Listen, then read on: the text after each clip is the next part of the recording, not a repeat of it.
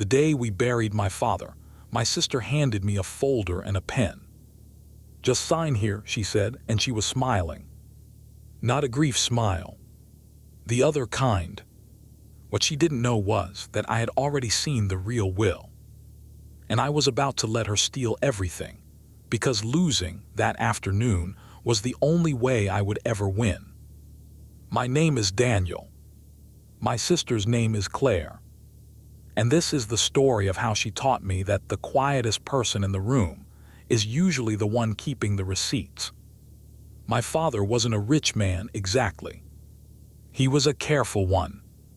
He spent 40 years building a small chain of hardware stores, 6 of them by the end, and he ran them the way he ran everything. Slowly, honestly, and with a paper trail for every single decision. "Keep the receipts, Danny," he used to tell me. "People lie. Paper doesn't." I thought it was just an old man's habit.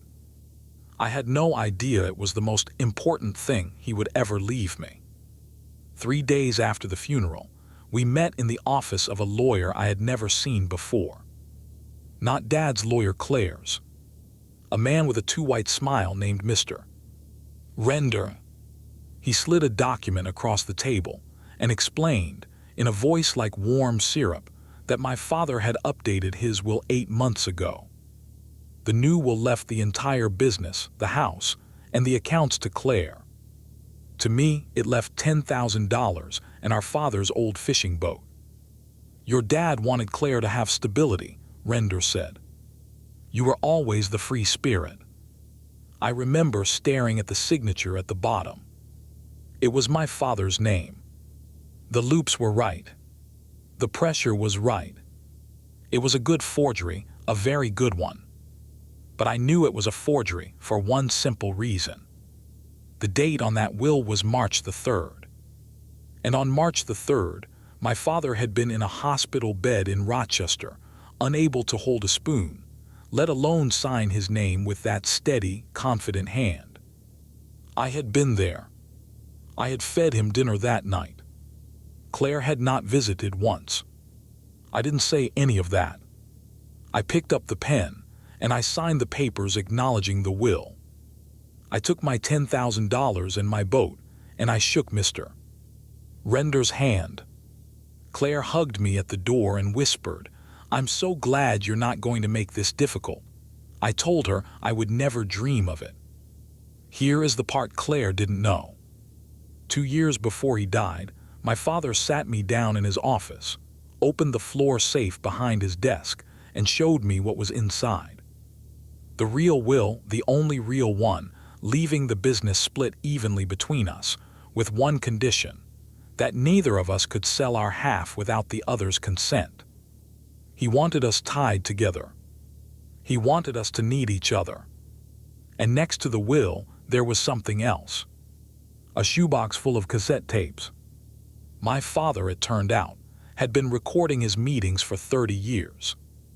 Every handshake deal. Every argument with a supplier. And in the last year of his life, every conversation he had about what would happen to his company when he was gone. "Keep the receipts, Danny," he said, and he pressed the safe code into my palm like a secret. I didn't understand why he was showing me. Now I do. He already suspected. For the next 3 months, I played the part of the disappointed brother who had quietly accepted his fate. I took the boat out a lot. I let Claire post photographs of herself in our father's office, in his chair, signing for deliveries. I watched her take out a loan against the business, a big one, to renovate the flagship store and put her own name on the sign. I watched her do exactly what greedy people always do when they think no one is keeping score. She got comfortable. She got sloppy. And she stopped checking whether anyone was watching. People kept asking me why I wasn't angry. The truth is, I was furious. But anger is loud, and loud people get noticed. I needed Claire to forget I existed. Because the law has a strange and beautiful rule about fraud. You cannot just accuse someone. You have to prove they knew. And the longer Claire acted like the rightful owner, the deeper she dug the hole I was eventually going to bury her in. Every document she signed as sole heir was another receipt. She was keeping them for me. My father's actual lawyer was a woman named Eleanor Hayes. She had handled his affairs for 25 years, and she had been quietly confused when she heard the estate had been settled through someone named Render, with a will she had never drafted. When I called her, she went very still on the phone. Then she said 4 words I will never forget: "Bring me the safe." I brought her the real will. I brought her the medical records proving my father couldn't have signed anything on March the 3rd. And then I brought her the shoebox. Eleanor listened to one tape, just one, and took off her glasses and rubbed her eyes for a long moment. On it, my father's voice, clear and tired, said, "If anything happens and that new lawyer of Claire's shows up with paperwork, you'll know it's a fake. I never signed it. I'm keeping this on tape so nobody can say otherwise." It got worse for Claire, much worse. Because my father hadn't just recorded himself. One of the last tapes, dated a week before he died, was a phone call. Claire's voice. And Mr. Render's. The two of them planning it. Discussing how to date the document, which notary would not ask questions, and how much of the business Render would take as his fee for making it all look legal. My father had called Claire that night, put the phone on speaker, and let the tape run while she incriminated herself in his own kitchen, never knowing the receipts were rolling. Eleanor made copies. She put the originals in a vault. And then she did something that I think my father would have loved.